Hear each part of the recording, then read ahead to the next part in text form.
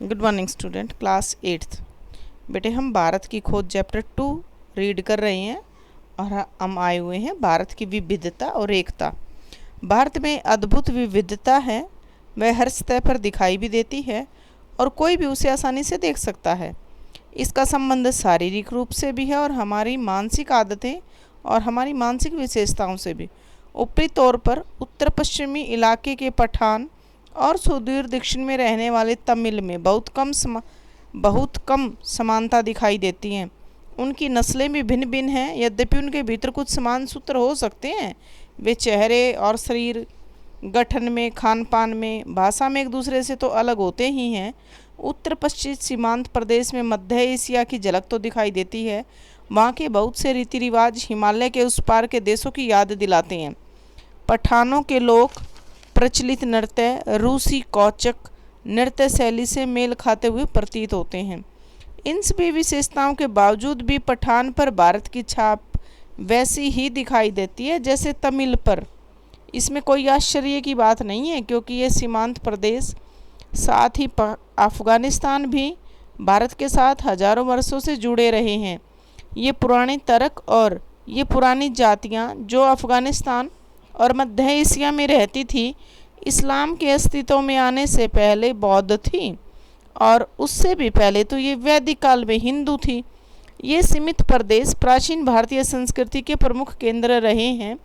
अब भी मठों और स्मारकों के ढेरों ध्वस्त अवशेष उसमें बिखरे पड़े हैं, विशेष रूप से तक्षशिला के उस महान विश्वविद्यालय के जो 2000 वर्ष पूर्व अपनी प्रसिद्धि की चरम सीमा पर था।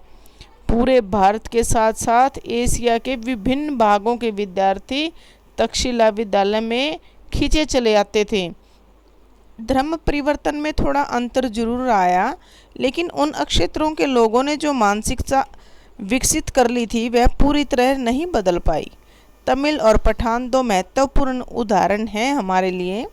बाकी की स्थिति इन दोनों के बीच में ही है। सबकी अपनी अपनी अलग विशेषताएं हैं, लेकिन इन सब पर इससे भी गहरी छाप है भारतीयता की। यह जानकारी बेहद हैरत में डालने वाली है कि मराठी, बंगाली, गुजराती, कन्नड़, आंध्र, उड़िया, तमिल, असमी, मलयालम, पंजाबी, राजपूती, सिंधी, कश्मीरी, पठान और हिंदुस्तानी भाषाभाषी जनता से बसा हुआ विशाल मध्य भाग किस प्रकार सैकड़ों वर्षों से अपनी अलग पहचान बनाए रहा। इसके बावजूद इन सब के गुण दोष लगभग एक समान से ही हैं। इसकी जानकारी हमें प्राचीन परंपरा और अभिलेखों से मिलती है। साथ ही इस दौरान वे ऐसे भारतीय बने रहे हैं जिनकी राष्ट्रीय विरासत के साथ साथ उनकी मानसिक और नैतिक विशेषताएं भी समान थी। प्राचीन चीन की तरह प्राचीन भारतीय अपने आप में एक अलग दुनिया थी, एक सभ्यता और संस्कृति थी जिसने विभिन्न चीज़ों को आकार दिया था। विदेशी प्रभाव आए और प्राय उस संस्कृति को प्रभावित करके उसी में विलीन हो गए। जब भी विघटनकारी तत्व उभरे, तुरंत उन्होंने सामंजस्य खोजने के प्रयास को बढ़ावा दिया। सभ्यता के प्रारंभ से ही भारतीय मानस में एकता स्थापित करने के सपने ने अपनी जगह बनाए रखी थी। इस एकता की कल्पना कभी भी किसी बाहर से आरोपित वस्तु या विश्वास के मानकीकरण के रूप में नहीं की गई है। इसके अंतर्गत रीति रिवाजों और विश्वासों के प्रति अपार सहिष्णुता का पालन किया गया और साथ ही हर प्रकार की विविधता को मान्यता के साथ साथ प्रोत्साहन भी दिया गया।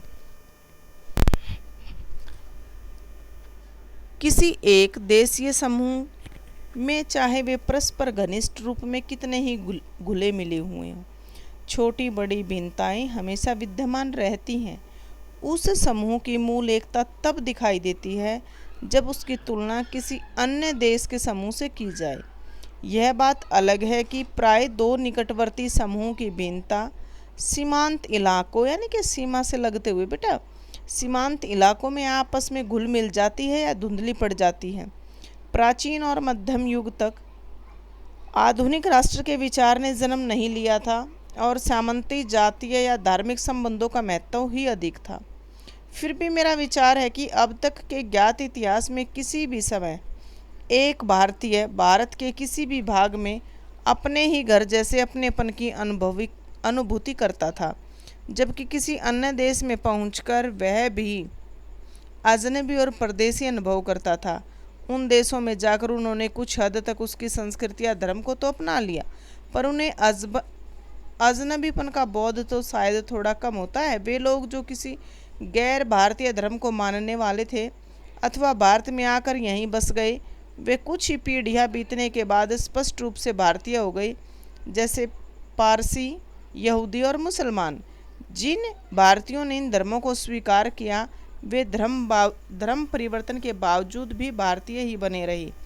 आज जब राष्ट्रीयवाद की अवधारणा काफ़ी विकसित हो चुकी है, विदेशों में भारतीय निश्चित रूप से एक राष्ट्रीय समुदाय बनाकर विविध कारणों से हमेशा एकजुट होकर रहते हैं, भले ही उनमें आंतरिक मतभेद हो। एक हिंदुस्तानी ईसाई चाहे कहीं भी चला जाए उसे हिंदुस्तानी ही समझा जाएगा। इसी प्रकार किसी हिंदुस्तानी को अरब, तुर्की, ईरान या किसी भी अन्य देश में जहाँ मुसलमान धर्म का प्रभुत्व हो, अगर वहाँ भेज दिया जाए तो हिंदुस्तानी ही माना जाता है। मेरे विचार में हम सब के मन में अपनी मातृभूमि की अलग अलग तस्वीरें बसी हुई हैं और कोई भी दो व्यक्ति बिल्कुल एक जैसा नहीं सोच सकते। जब कभी मैं भारत के बारे में सोचता हूँ तो मेरे मन में कई बातें आती हैं कि मैं दूर दूर तक फैले मैदानों और उन पर बसे असंख्य छोटे छोटे गांवों के बारे में सोचता हूँ। उन शहरों और कस्बों के बारे में सोचता हूँ जिनकी मैंने यात्रा की। वर्षा ऋतु की उस जादुई बरसात के बारे में सोचता हूँ जो झुलसी हुई धरती में भी जीवन संचार करके उसे एकाएक सौंदर्य और हरियाली के झिलमिलाते संसार में बदल देती है। विशाल नदियाँ और उनके बहते जल के बारे में तथा ठंड की चादर से लिपटे खैबर दर्रे के बारे में सोचता हूँ। लोगों के बारे में, व्यक्ति और समूह दोनों रूपों में, तथा सबसे ज़्यादा बर्फ़ की टोपी पहने हिमालय के विषय में, या बसंत ऋतु में कश्मीर की किसी पहाड़ी की घाटी के बारे में सोचना है तो नवजात फूलों से लदी होती हैं और उसके बीच में कलकल कलकल करता हुआ झरना बहता रहता है। हम अक्सर अपनी पसंद की तस्वीर बनाते हैं और उसे लंबे समय तक सहेज कर रखते हैं। जन संस्कृति। मैंने भारतीय जनता के वर्तमान समय में गतिशील जीवन नाटक को देखा है। ऐसे अवसर पर मैं प्राय उन सूत्रों को खोज लेता हूँ जिससे मेरा जीवन अतीत से बंधा हुआ होता है, जबकि आंखें भविष्य पर टिकी रहती है। हर जगह मुझे एक विशेष सांस्कृतिक पृष्ठभूमि मिली जिसका जनता के जीवन पर बहुत गहरा प्रभाव था। इस पृष्ठभूमि में लोक प्रचलित परंपराएं, इतिहास, दर्शन, मिथक और पुराकथाओं का अद्भुत मेल मुझे देखने को मिला और इनमें से किसी एक को एक दूसरे से अलग कर देख पाना संभव नहीं था। पूरी तरह अशिक्षित प्राचीन महाकाव्य महाभारत और रामायण और अन्य ग्रंथ भी जनता के बीच काफ़ी प्रसिद्ध थे। प्रत्येक घटना, कथा, उनका नैतिक अर्थ लोकमानस पर अंकित था और उसने उन्हें संतुष्ट और समृद्ध बनाया था। अनपढ़ ग्रामीणों को भी सैकड़ों पद याद होते हैं और अपनी बातचीत के दौरान वे बराबर या उन्हें उद्धत करते रहते हैं। ग्रामीणों उद्धत करते थे या फिर किसी प्राचीन रचना में संकलित किसी ऐसी कहानी का वो वर्णन करते थे जिससे कोई नैतिक उपदेश प्राप्त होता हो। जीवन के रोज़मर्रा के मसलों के बारे में हो रही सीधी सादी बातचीत को जब ये देहाती लोग इस तरह का साहित्यिक मोड़ देते थे तो मुझे काफ़ी आश्चर्य होता था। अगर मेरे मन में लिखित इतिहास और लगभग सुनिश्चित तथ्यों से निर्मित तस्वीरों का भंडार था तो मैंने अनुभव किया था कि अनपढ़ किसानों के मन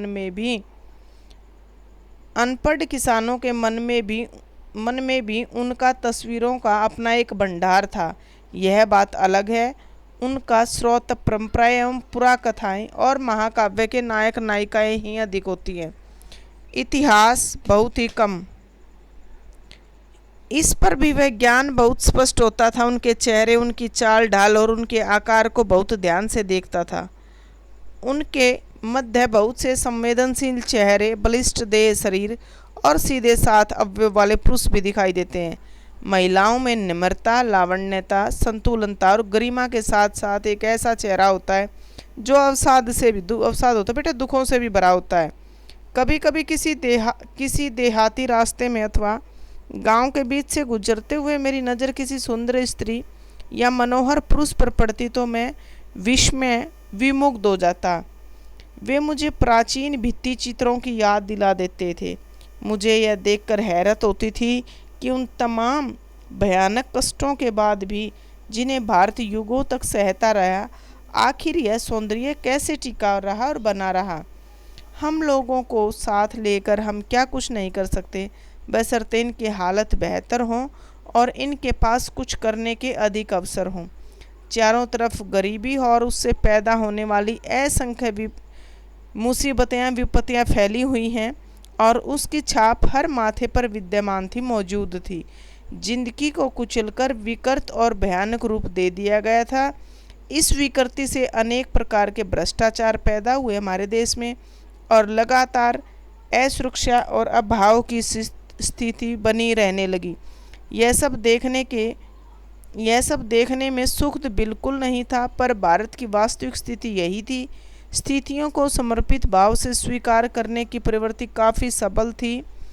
उनके साथ ही एक प्रकार की नम्रता और भलमनता नस भी थी, जो हजारों वर्ष की सांस्कृतिक विरासत की देन थी, जिसे बड़े से बड़ा दुर्भाग्य भी नहीं मिटा सकता था। बेटा ये था अपना सेकंड चैप्टर और इसी के साथ हमारा सेकंड चैप्टर ख़त्म होता है बेटा। Thank you. और सेकंड चैप्टर को हम रीड करेंगे और इसके क्वेश्चन आंसर करेंगे। थैंक यू बेटा।